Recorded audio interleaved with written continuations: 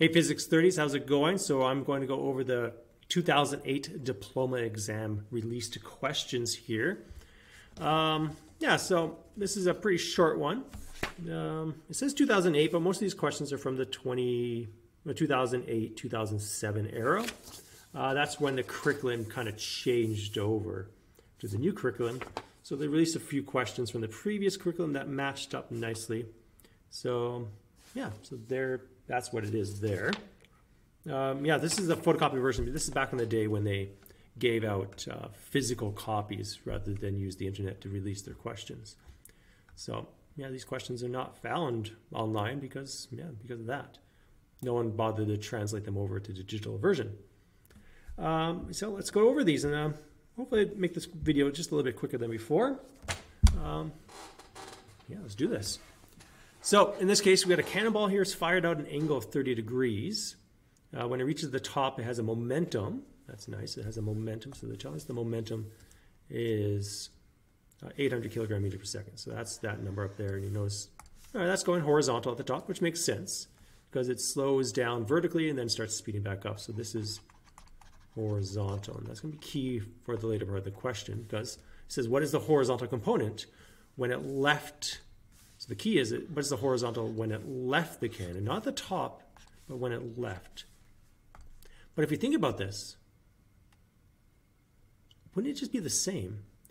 Because remember when we do our T-chart, in the horizontal direction, if there's no acceleration horizontally, the speed's not going to change. And if the speed doesn't change, why would the momentum change horizontally too? Because it's just mass times velocity. So down here, this would actually have the same horizontal component as what's up here. So these would both be the same. All right, so this would also be 800 kilogram meters per second. It is going off at an angle here. So its overall momentum at the beginning is actually more. So it's lost momentum. So this is definitely not an isolated system here. So this would be, if you went to the math on this one, I was going to say maybe 1600, but it's actually going to be probably, if I go through the math, about 924. It would be its magnitude on that line. But it's actually just for the horizontal component. So this is a pretty easy question. It's horizontal up here. It's horizontal down here. So it's just going to be the same answer, right? These are just going to be the same. Horizontally, nothing changes. All right. Cool. Pretty easy. Here we got a force time graph, and then it's asking us for the impulse. So the impulse, remember, is the change in momentum. It is a vector. But to calculate that, you either go force times time or you go mass times change in velocity. Now, I'm not going to use the mass times change in velocity because this is a force time graph. And now if you remember that we did this before, if I have force and time, if you just treat one as if it's one's length and one is width, this is my area. That's the area of my graph. So if I calculate the area of a force time graph, I've calculated my impulse. So I need to find out what the area of this graph is. So I'm going to cut it up into pieces, triangles and rectangles here. And I'm just going to find what is that area of all these pieces. Now these two here, they're both the same size, but one is positive, one is negative. Because impulse is a vector, so there's a sign convention. So if the force is negative, the impulse would be negative as well. So these are the same. So they essentially just cancel each other out. Now if you go through the math of it, it's 1/2 base times height, 1 times, there's nothing weird about the units. So it's just 8. So this would just be 8 times 1 divided by 2, which would be 4 Newton seconds. This would be 4 Newton seconds, but one's negative, one's positive. This should just be length times width here. So this ends up being 2 times 8, so 16. And this one again is 1/2 base times height. 8 times 2 divided by 2.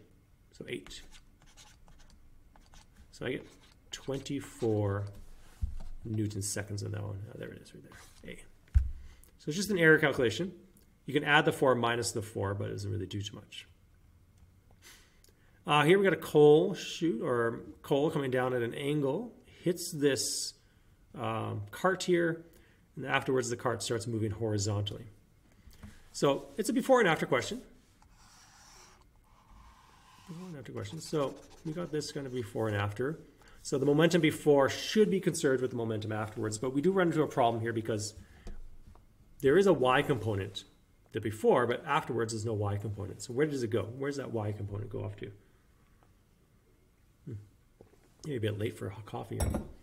Where does it go? Well, it goes into the Earth. The Earth takes that momentum, like if we include the Earth in this calculation.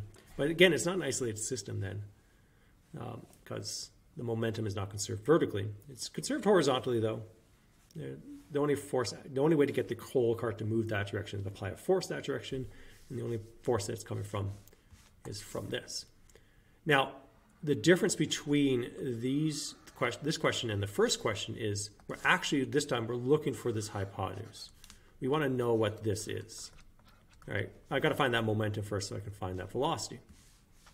So I got to figure out what this x component is for this question, because then I can use the cosine to figure out what the p is there. So if I go like cosine 30, because that's the adjacent side, we have the x component, which I'm going to find, and I'm trying to find out what this p is. And so I can rearrange that and say whatever that x component is, I'm going to just divide it by cos 30. Right? And that's going to be my momentum. And then I'm going to use that to find my speed. So to find out what that x component is, I just have to figure out what's the x component on the afterwards. Because over here is the y, I got x. My y is 0. So before I do that, let's figure out what the momentum is. Mass times velocity. So that's 20,000 times 2. So that's going to be 40,000 kilogram meters per second. There's no y component, so the y component disappeared, it went off into the outside the system, so it's not isolated here. But the x component should be conserved. So what we found over here is going to be over here. So I'm going to use that number here, so I'm going to go 40,000 kilogram meters per second. That's horrible, kilogram meters per second, so I'll put 40,000 kilogram meters per second here. Divide these two numbers. What do we get here? We get, I don't know, actually, I'm going to double check this. 40,000 divided by cos 30. And I get 46,000, which makes sense, it's the hypotenuse. 46,188 kilogram meters per second. And then we're going to use our is equal to m times v information here to find our v. So take a momentum divided by my mass. So divided by the 15,000, not the 20,000, because that was them together. So when they're apart, we're only dealing with this full mass here. Okay, so divide those two numbers and we get 3.079 meters per second, which ends up being c in this situation. There we go. Cool. I messed up that the first time I was doing this key.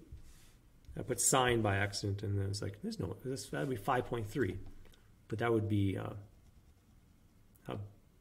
actually don't know what that would be if I had the y component instead, which I didn't. So a hole here is drilled into a boulder, and it explodes off in different directions. Two of the pieces, the 110 and the 50 kilogram piece, fly off at 90 degrees to each other at 4 and 10 meters per second respectively, and they want to know how fast the other one is going. So if I were to draw kind of a before and after picture here, I have this boulder doing nothing. Its speed is at 0, so its momentum is 0, which means all the x and y's have to add up to 0 as well. So after they explode, I'm going to have these chunks flying off. All right, I'll make myself a little bit smaller here. Oh, that's weird. Where did I go? Ah, there you go. We have these pieces fly off in different directions, but two of the pieces are at 90 degrees to each other while the other one is not. But they all still have to add up to 0. So the x and y component of this piece here have to balance out with the x and y components of the other. So these two, this is, I'll say the top one here is 110. I'll say this is the 50 kilogram one, And I know how fast they're going. So this is 4 meters per second, and this one over here is 10 meters per second. So it doesn't really matter which is which, as long as they're 90 degrees each other, and it doesn't matter how you draw the picture, because the x and y components here are just the opposites of these ones up here. Like, if this momentum here is mass times velocity, which would be 440 kilogram meters per second, then the y component down here is that same number. And this momentum is 500 kilogram meters per second. Yeah, 500 kilograms meters per second. Then its x component over here is the same. And it doesn't even matter if you want x and y, because all you're going to do here is use the Pythagorean theorem to find out the magnitude, right? So 440 squared plus 500 squared. Take the square root. That's going to find me my momentum.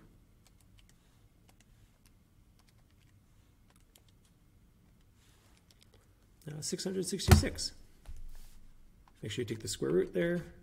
Oops. So I took the square root already. 666 kilogram meters per second. So that'd be C there. Cool. I'm just going to pull out my answer key, so I'm just making sure I get the right answers here. Hey, look at that. We got C. Cool. In the electrostatic demonstration, a teacher used 2 graphite-coated spheres, so like little pith balls here, and they're suspended by insulated threads. She tells the students that the sphere Y is positively charged and doesn't provide any information about Z. All right. So what we know about sphere Z is that it's got to be negatively charged. If sphere Y is positively charged, I don't know if this is going to be important for the question or not, but if this is positively charged, then the other one's got to be negatively charged to make sure that they're attracted towards each other. Because why else would they swing in? They give some angles here. It looks like Z is bigger than Y. It says that over here, but it's not really drawn to scale probably. Which of the following conclusions comparing each other's charges do we know? Okay. Now the thing about the charges, it doesn't matter if the charges are different. They're experiencing the same force. So if they're experiencing the same force, but they're deflected at different angles, there must be something else that's different about them. All right? So the electrostatic force between the two is the same. All right? So my Fe and this Fe, they're equal to each other, just in opposite directions. I can put magnitudes here if you want to, like little absolute value bars.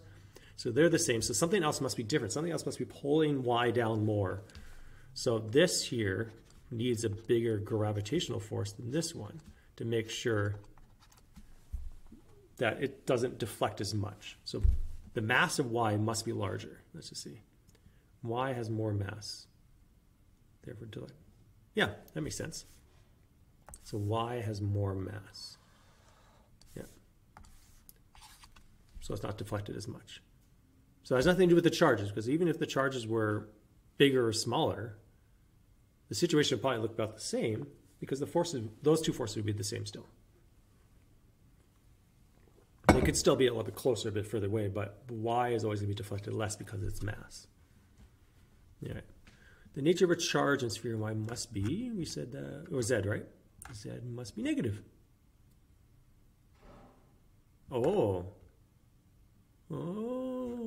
It could technically be neutral as well. Remember the charge distribution. So if it's neutral, and this is a positively charged sphere, I could technically have a situation that kind of looks like that, where it's attracted towards that positively charged sphere, that charge separation, right? Yeah, so I guess it could be 6 in this situation. So is that, or 6D, is that what they chose here? Why did they choose C? The charge in Z must be, just a second, I could go up here now, double check. It tells that Y is positively charged. For them to be attracted, they have to have opposite charges, so Z must be negatively charged. Or it could be neutral. Well, the answer is not C then. Positive, that doesn't make any sense at all. The nature of Z must be. Is there something else that didn't happen here? She provides some information about the charge. Angle Z. No, Z must be negative. 5 is C. Yeah, that's right. No, this one must be D. Negatively charged or neutral. Yeah, I don't know where they put a C down there. Don't listen to that. So definitely a D. Which of the following diagrams acting on sphere Y? Sphere Y is this one down here. So the force, electric force is sort of an angle because of how they're situated with each other. But it's upwards. Gravity is definitely down. So I'm going to cross the ones that don't have gravity in them. So these are no gravity. Right. But to get it to kind of deflect off this way, the force has got to be this way. So this has got to be my FE, right? So that would be 7A. Yeah, sounds true. Oh, I hope they didn't key this one as C because Z must be a negative charge. If Y is positively charged, Z must be negative. Yeah, okay. Well, I don't know why they would say it's positive charge. I'm just going to move on from that. Kind of almost makes me angry. Okay. Coulomb explosion occurs when a high energy complex ion is brought to rest in a collision with a solid object. In one such collision, a helium hydrogen ion collides with a carbon foil target. Boom. During this collision, all the electrons are stripped from the incident ion. Okay. All the electrons? Okay. The ion splits into an alpha particle and a proton, which makes sense because that's the two pieces there. Alpha particle is the helium. And that one, okay, so that's the way they go. I don't know why they curve in different directions. They're both positive, but yeah. It talks about the kinetic energy before the collision, 3 million electron volts. The length of the bond, the mass between the particle itself, and then the scattered energies here, so the energy they have afterwards. Okay, looking pretty cool. They give us information about this 10 nanometer piece of foil. It's pretty small. It's carbon. I don't know if that's really important. Okay, so we've got a lot of information here, but the minimum potential difference between required to accelerate from rest is, what's the charge of that? Oh, it's positively charged. So this part right here tells me the charge is 1 elementary charge. Okay. So I want to accelerate, I want to change the energy from rest to this kinetic energy here. I'm going to just tell you right now, it's going to be C. But how do we get to there? Apart from just remembering that that's how it works out, is we have the voltage here. Well, we want to find the voltage, sorry, that's what we're looking for. We just have to find the change of energy and divide it by the charge. Now, the change of energy is going to be final minus initial. Okay, so final minus initial. Final minus initial divided by Q. Now the final, because, or the initial is 0, because it's starting from rest, so this is 0. Okay. So it's really just going to be the final energy divided by Q. And the final energy is 3 times 10 to the 6 electron volts divided by Q. Now what we're going to do here, we have to change this to joules, because for voltage it's got to be joules per coulomb. All right. So we're going to take this electron volt number, we're going to times it by 1.6 times 10 to the negative 19. This would be joules per electron volt. And then we're going to divide this eventually, because this number is 1.6 times 10 to the negative 19. I don't know if I put 16 there. 19 coulombs. They have different units, but the numbers themselves cancel each other out. So this ends up just being 3 times 10 to the 6 joules per coulomb, which ends up being it's a voltage. All right. So that's going to be my mega electron volts. So this happens to work out because these two numbers just happen to be the same. The units are not the same because the electron volts cancel out here, but so I have joules per coulomb. If I'm times it by a number and divided by that same number, it just works out to be the same number afterwards. Okay. Yeah. conservation principle that's necessary to predict the number of electrons that would be produced when one of these turns into that is predict the number of electrons that should be produced when one turns into an alpha particle and a proton. I don't get that one. Conservation principle.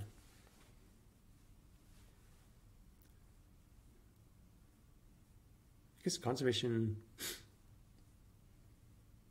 to determine predict the number of electrons. I guess conservation charge, because it has to end up being positive one at the end. So if I use that information, I can figure out how many electrons it'll have to be. Yeah, I guess it's charge. This is a weird test. I'm just gonna say that as is. This is an old one, so those questions are older style, but that's fine. Yeah, I guess so. So say I had this, right? This is positive, so it becomes a helium nucleus, which ends up being 2 positive because it's 2 positive there. This is a hydrogen atom or nucleus as well, so that's positive 1, right? So how many electrons are there? Well, I got to make sure everything adds up. It's going to be 2 electrons, right? Because the top number here starts to add up to positive 1, right? So it'd be 2 negative, 2, yep, 2 electrons in there. All right.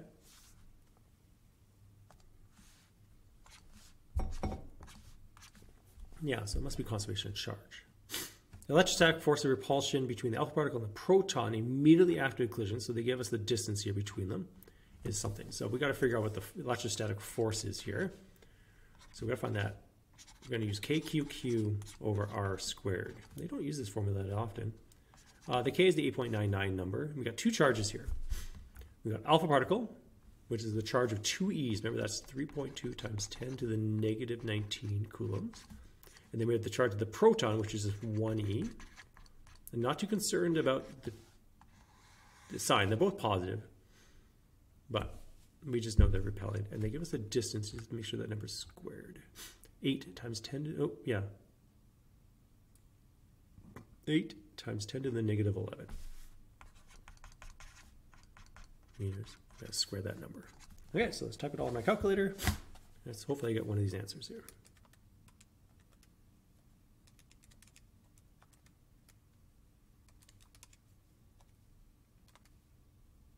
Boop, boop, boo.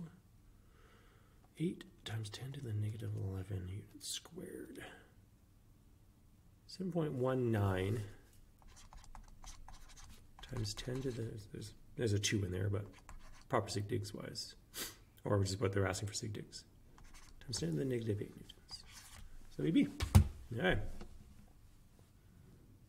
Now I'm just going to put down here. Plus 2 e's. Not 2 electrons, just 2 e's, right? And this one is plus 1e, right? There's the alpha. There's the proton. Cool. Okay, as the alpha particle and the proton move apart, the electrostatic varies inversely proportional because the distance between the charges is not going to change. But it's definitely inversely, all right? With the square that just, remember this is the, if I use the formula, ignoring the K. This is on the bottom, so it's got to be inversely proportional, and there's a square on it. Okay, so that's, oh, did I circle one? D. 11D? Is that what they put down? I trust you guys' answers here. Uh-oh, I got something coming here while I do some work. Oh no, I'm going to pause my video. Oh. Go back here, sorry about that.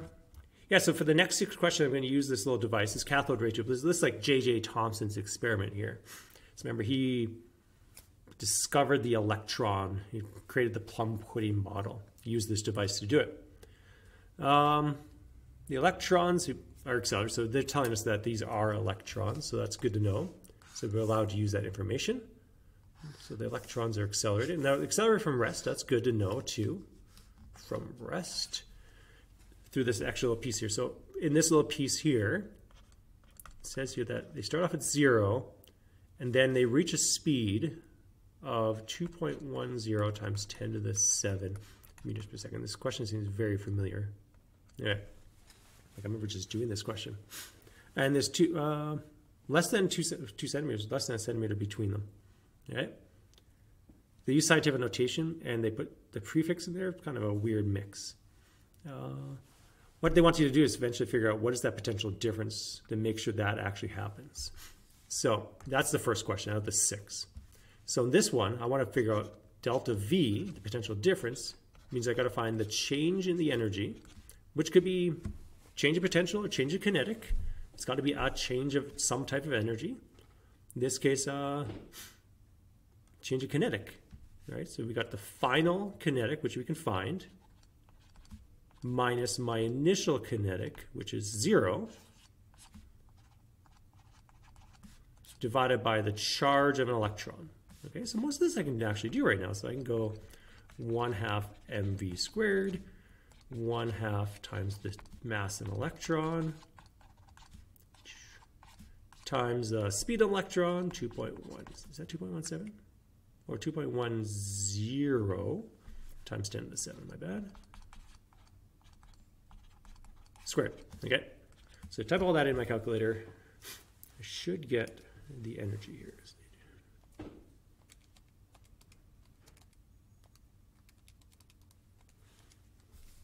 So I get 2.0, I'll just put a bunch of decimals here. Okay, times 10 to the negative 16 joules. Now I'm going to take that up here and put it into this formula. So I'm going to go here, I'm going to go up to here, I'll put in that one there. So I'm going to take this 2.008 number and divide it by the charge of an electron.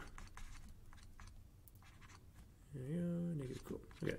Here they're not too concerned what the W is, they just want to know what the main part of the number is, the significant digits, I guess. But they're telling you that it's probably going to be a positive because they put a positive W there, so it's going to be a positive exponent, which makes sense. Voltages are pretty big. So we got 1,255 volts here. So that's 2.16 times 10 to the 3 volts. So in this case, they probably wanted the 1.26, sorry. 1.2, I don't know what I said. Okay, they want that piece. Cool. All right, the electric field between plates 1 and 2. Which one's the 1 and 2 again? These guys here. Okay, you probably use this information here. So we've got a voltage of 12 volts between them.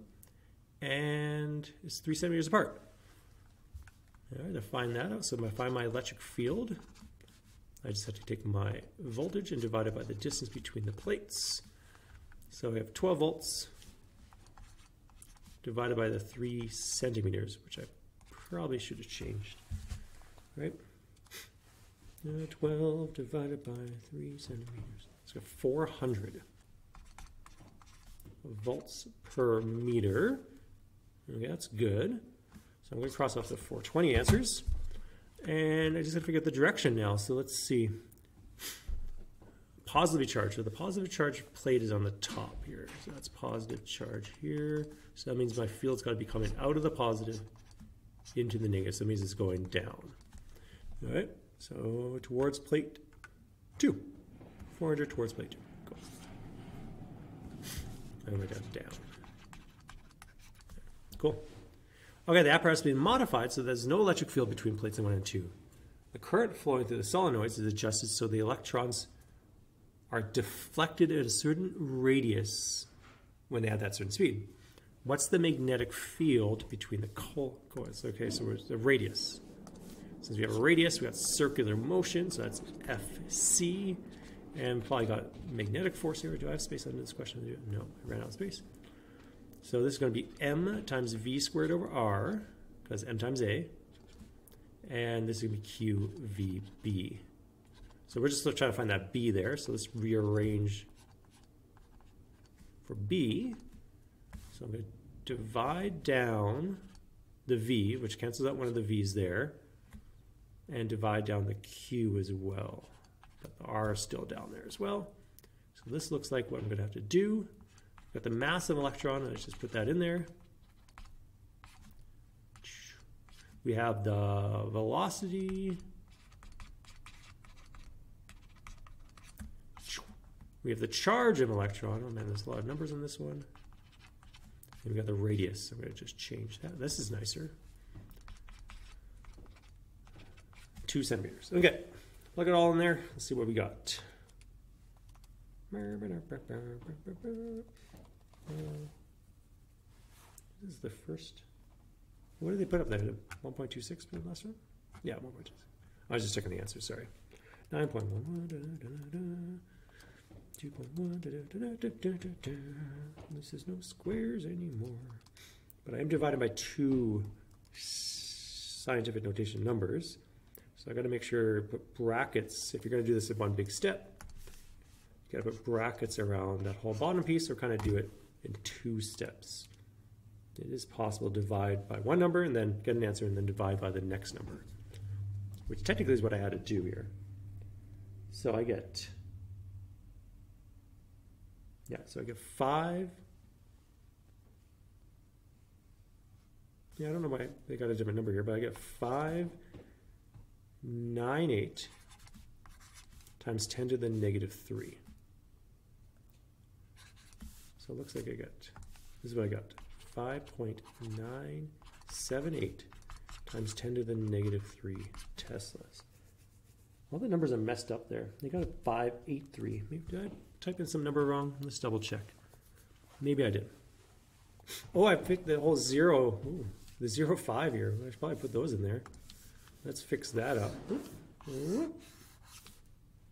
No editing here. So we got to put that 0.05 times 10 to the negative 2 here. That's definitely going to change my number. It doesn't seem like it would change it by a lot, but we are divided by something bigger. Can I go back in my calculator? No, apparently I can't. No, I even can't. Okay, so let's just type it all back in here.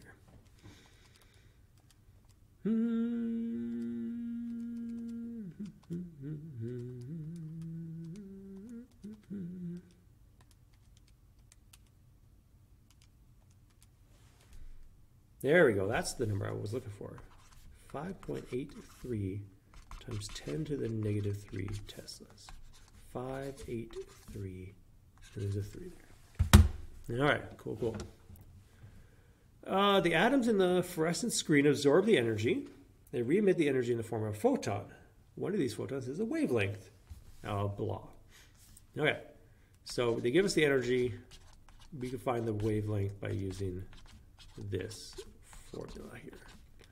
So because this is in joules, I'm going to use the 6.63 number. Yeah, it's the joule second version. Then you got times 10 to the 3 times 10 to the 8 meters per second for the speed of light. And I'm going to divide by the 4.11 times 10 to the negative 19 joule number there. Okay. So let's just see what this ends up being here. So far this doesn't seem too bad. There's going to be a few weird questions on this one.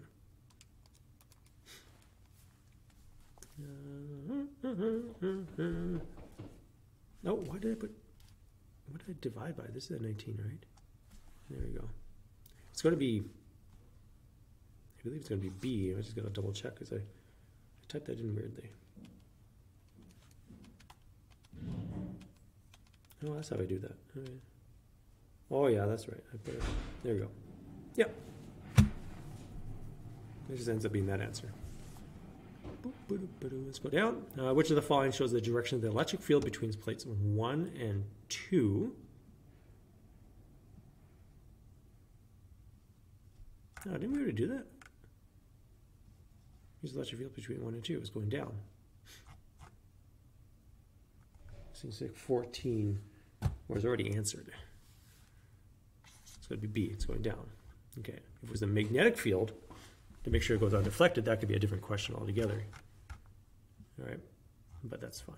That's not. It's asking for the electric field, and we already did that. But that's fine. Okay. Which of the following shows a free body diagram as it passes undeflected between the two plates? Well, it's got to be A. Oh no, it could be C. It's not going to be D or B. If you were going to put the free body diagram and then put gravity in these pictures, it's going to be itty bitty little gravity in there. There is gravity, but it's going to be so small you just can't even draw it. So they just don't bother doing it. It is there. Gravity is always there. So I'm going to cross that off though. To get then be undeflected between plates 1 and 2. That's weird. Yeah. We have to go back up here to double check which way is it being attracted. So these are electrons. It's going to be attracted towards the top plate. So the electric force has to be upwards. So it's got to be A then, right? Because the top plate is the positive plate. And if this is an electron, it's going to go upwards, FEF. It's attraction there. So make sure to balance out. It's got to have FM. Yep. Okay. I guess I didn't have to draw that picture there. Cool. One of the observations of Rutherford's planetary model, it does not support the theory of orbiting electrons in a similar manner that, however, according to Maxwell's theory, orbiting electrons should emit it because accelerating charges produce electricity or produce EMR. That doesn't make any sense. That's a weird description. They're moving at a uniform speed, but because they are accelerating towards the nucleus at all times. And not because it's a force. It's not a force of repulsion anyway, it would be a force of attraction. So that's a bad word for that one. So it would be 16B here. Cool. Louis de Broglie determined that the wavelength of the particle and the mass and speed is given to this. Okay. If a protons and an electron have identical speeds, then the proton will have now it's dependent on its mass then, because the proton is much larger than an electron. Proton larger. Same charge, but the charge has nothing to do up here. So it really just has something to do with this here. So if this goes up, this will go down. So the larger the mass, which the proton is larger, should have a shorter wavelength. The proton will have a shorter wavelength, yeah. And a greater momentum, yeah, that makes sense. Yeah. Yeah, there you go. It's identical speeds. Yeah.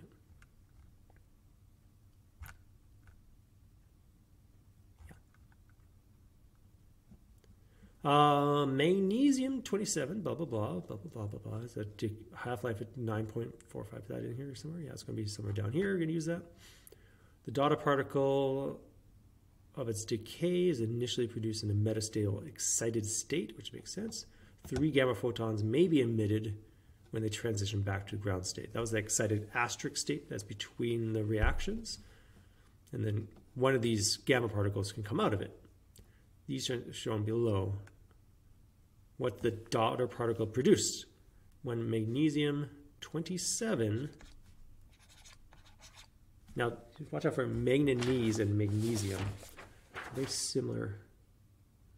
Magnesium's Mg, I believe. Or is it to find out where it is? Oh, it's over there. Mg is 12. Okay. That's magnesium, Mg. It undergoes beta negative, so this is going to be -1 and 0 here. And it's going to produce this daughter particle over here, so everything's got to match up. So there's going to be a 27 on the top, because everything's got to match there. So we're going to cross off these two because they have the wrong numbers on the top. So it's either aluminium or it's sodium. So the bottom number's got to add up. So this is going to be 13, because these add up to 12, right? So whatever 13 is, oh, that's aluminium. There it is, Al. Aluminium 27. There we go. So you got to make sure that everything on the bottom here adds up. Everything on the top also adds up.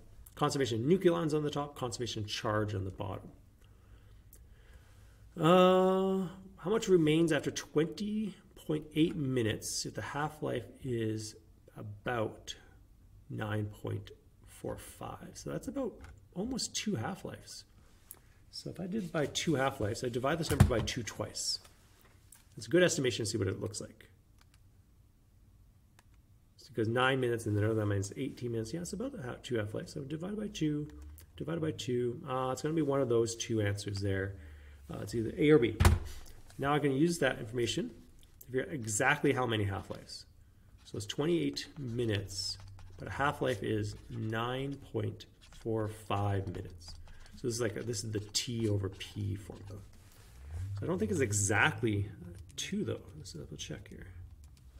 Oh no, it's 2.2. So it's actually going to be A, because exactly 2 would be 3.7. So it's a little bit more. It's going to be a little bit less afterwards. But if I want to go to the actual calculations here, apply the half 2.2 times, which is kind of weird. If I do the math on that one, I believe I get that other number there. Let's just see. To the power of that answer there. Yeah, 3.262 grams. There we go. Approximately 2.2. The longest wavelength of gamma radiation can be emitted by the excited Darda particle is what? So the longest wavelength is the least energy. Remember, those they're inversely proportional to each other. So if I were to look at my formula, which I'm going to use, and rearrange it, if I want the longest energy, this number's got to be the smallest because they're inversely proportional to each other. So I'm looking for the smallest energy.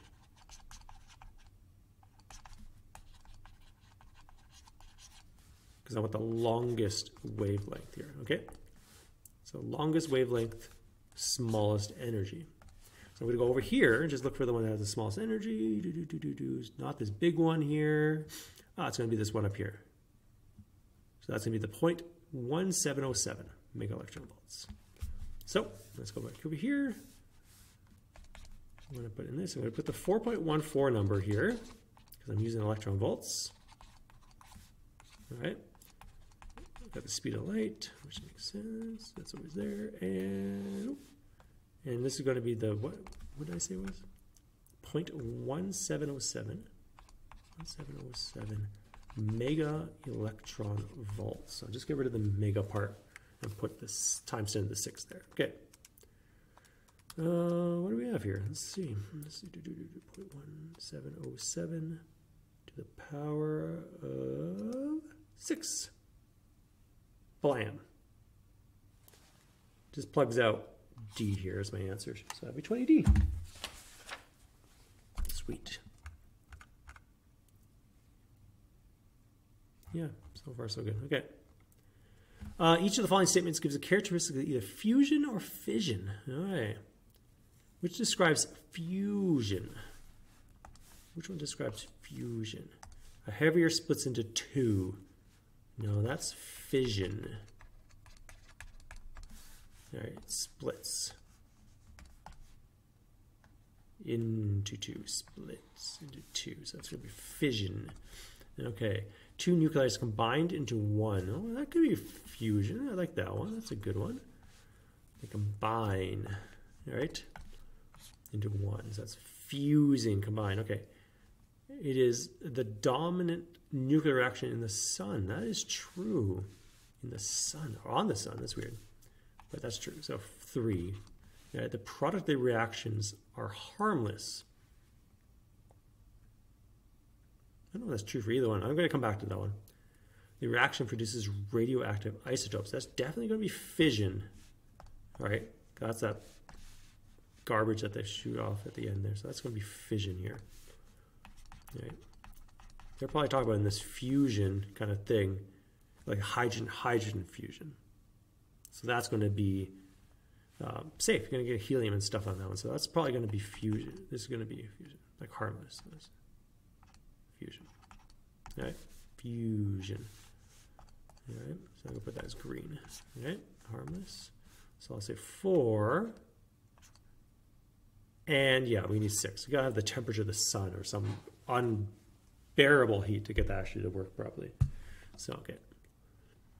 The first evidence of antimatter was a photograph of a track produced by a positron as it moved through the perpendicular magnetic field inside a cloud chamber. Ooh.